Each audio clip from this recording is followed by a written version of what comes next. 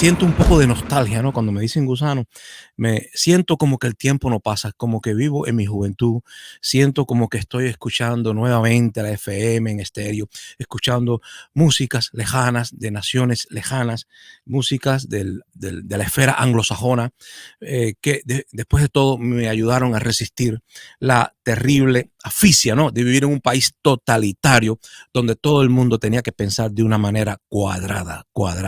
Así sufrimos nosotros, la generación que deberíamos de haber continuado la revolución justa y necesaria que llevó a cabo el nacionalismo cubano y que usurpó el Partido Comunista y vamos a decir, se entronizó, se puso en el poder con Fidel Castro a la cabeza y desvió la revolución cubana, genuinamente cubana, hacia una idea caprichosa, extravagante, peligrosa en cuanto a lo social, en cuanto a la ingeniería esa de lo social, que trataba de romper con todo un pasado para reconstruir a mucha velocidad una supuesta sociedad perfecta, que sería el comunismo. Esa fue la idea de Fidel Castro, sobre todo. Se entretuvo, no digo que no, debe haberlo pasado muy bien, debe haber pasado muy bien su vida, su corta vida, y no voy a juzgar nunca he dicho que estoy dentro de la conciencia del líder, de aquel Mesías, de aquel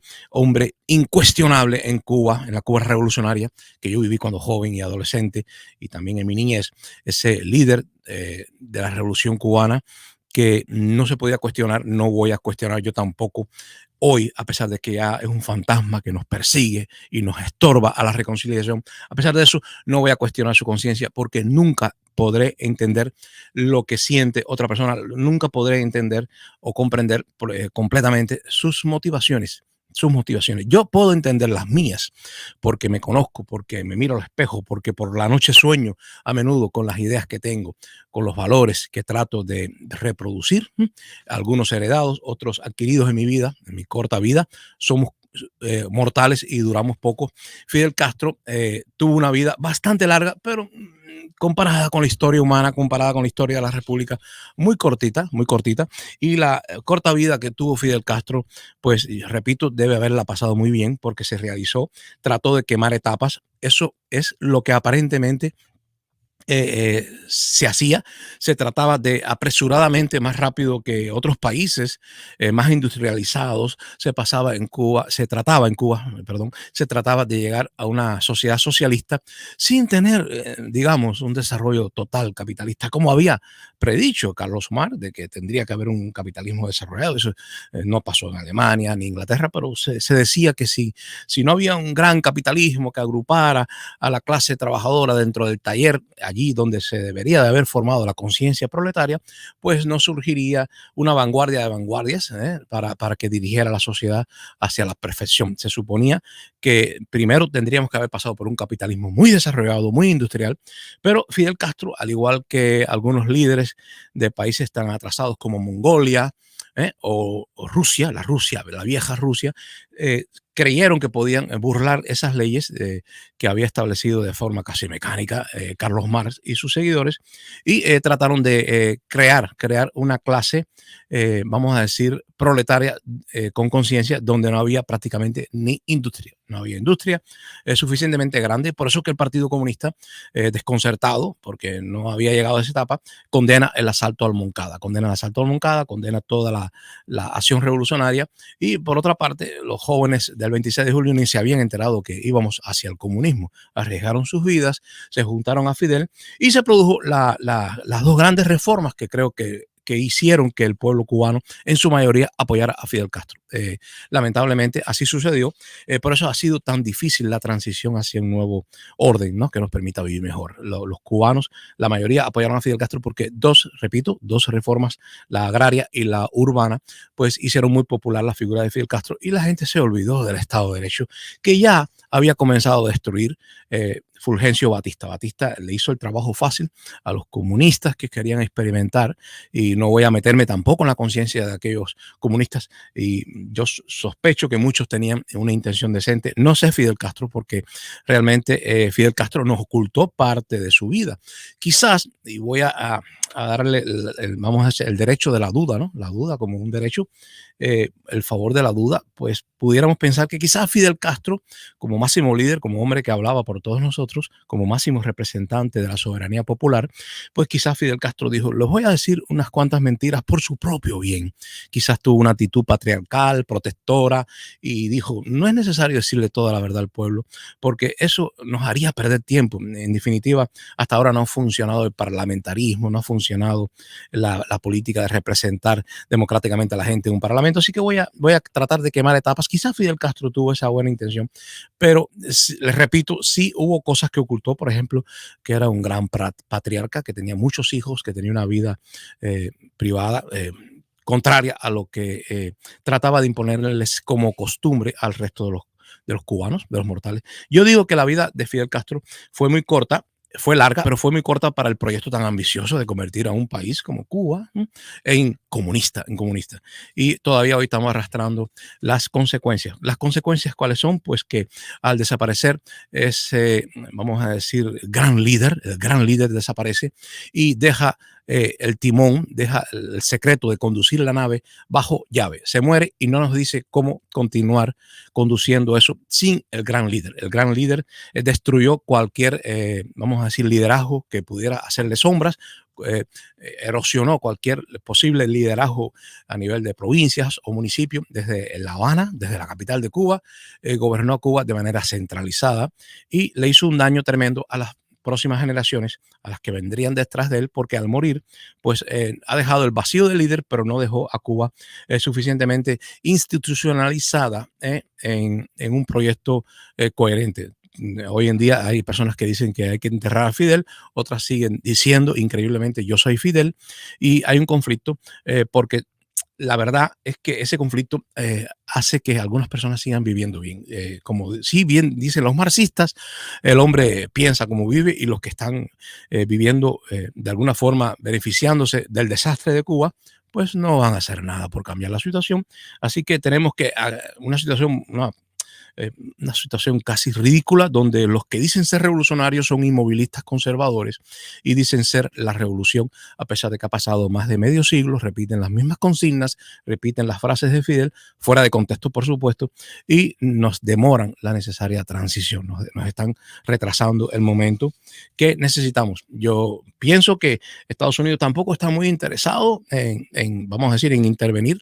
Yo no lo deseo, ningún buen patriota desea la intervención de los extraños, porque para empezar no hay un sentimiento. Si no hay un sentimiento, si no hay una creencia de que tú tienes que ver con ese pueblo, pues mejor no te metas, no seas abusador. Y si Estados Unidos se mete, pues ¿quién lo sacará? ¿Quién lo sacará de Cuba, verdad? Y creo que Estados Unidos tampoco ha tenido intenciones de, como algunos dicen, de invadir, porque creo que si hubiera Estados Unidos deseado intervenir, pues lo hubiera hecho ahora con las protestas de los jóvenes de izquierda que protestaron contra las terapias de choque que hizo el gabinete de Díaz-Canel, ¿no? Esa gran multitud de jóvenes que hicieron un reclamo de izquierda, no tan pacífico, pero sí de izquierda, en clave femenina, protestando contra el poder, ¿no? Contra el poder del capital en Cuba. Están protestando no contra el despotismo que yo experimenté en mi juventud. Ahora están protestando contra un gobierno, pues, que tiene tiendas especiales donde solo pueden comprar, pues, lo que tenga moneda dura, lo que tenga moneda extranjera. La verdad, parece ser como que Estados Unidos es cómplice de los inmovilistas dentro de Cuba, y los inmovilistas en Cuba, pues, continúan mirando hacia el norte. Por eso quería conversar hoy con usted sobre la reconciliación. Yo le traía un fragmento de Ortega y Gasset. Estuve leyendo La rebelión de las masas, un libro viejito, quiere decir que lo he leído bastante, un libro viejito del filósofo español que habla en La rebelión de las masas de la nobleza. Dice él: es irritante la degeneración sufrida en el vocabulario usual por una palabra tan inspiradora como la nobleza. En Cuba recuerdo que se decía: él es muy noble, o ella es muy noble. Personas de buen corazón, personas de costumbres no egoístas, pues se les decía noble. Entonces dice Ortega, es irritante la degeneración sufrida en el vocabulario usual por una palabra tan inspiradora como nobleza, porque al significar para muchos nobleza de sangre hereditaria, se convierte en algo parecido a los derechos comunes, en una calidad estática y pasiva, que se recibe y se transmite como una cosa inerte, pero el sentido propio, el etimo del vocablo nobleza es esencialmente dinámico. Noble significa el conocido, se entiende el conocido de todo el mundo, el famoso que se da a conocer sobresaliente sobre la masa anónima. Implica un esfuerzo insólito que motivó la fama. Equivale, pues, noble, esforzado o excelente. La nobleza o fama del hijo es puro beneficio. El hijo es conocido porque su padre logró ser famoso. Es conocido por reflejo. Y en efecto, la nobleza hereditaria tiene un carácter indirecto, es luz espejada, es nobleza lunar, como hecha con muertos. Solo queda en ella de vivo, auténtico, dinámico, la incitación que produce en el descendiente a mantener el nivel de esfuerzo que el antepasado alcanzó. Siempre aún en ese sentido, desvirtuado, noble se obligue. El noble originario se obliga a sí mismo, el noble hereditario le obliga la herencia. Y habla específicamente sobre los valores heredados o los valores adquiridos.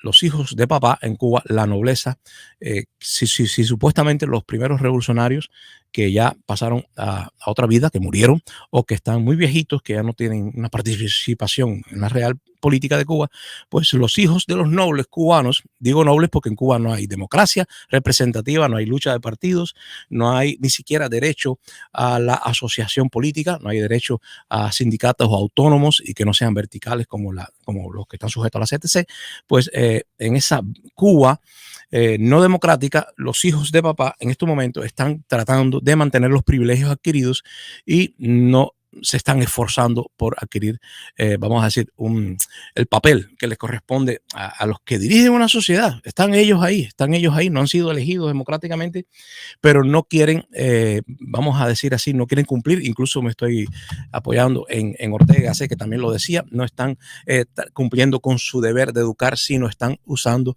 demagogia. Así que yo encuentro una relación entre la rebelión de las masas, el temor a una masa no educada, no acostumbrada a tomar decisiones, a asumir responsabilidades, a tener un voto, incluso que si hubiese elecciones en Cuba, a tener un voto responsable. Esas masas, ese hombre masa apoyado por el totalitarismo ideológico que hubo en Cuba, pues es muy fácilmente, vamos a decir, manipulable a través de la demagogia, y es lo que están haciendo los nuevos líderes y administradores de la cosa pública en Cuba, ya al no tener la virtud, el entusiasmo de la primera nobleza que hizo la revolución y solamente la han heredado pasivamente, pues están acomodándose a la demagogia y cada vez sus discursos producen más cansancio.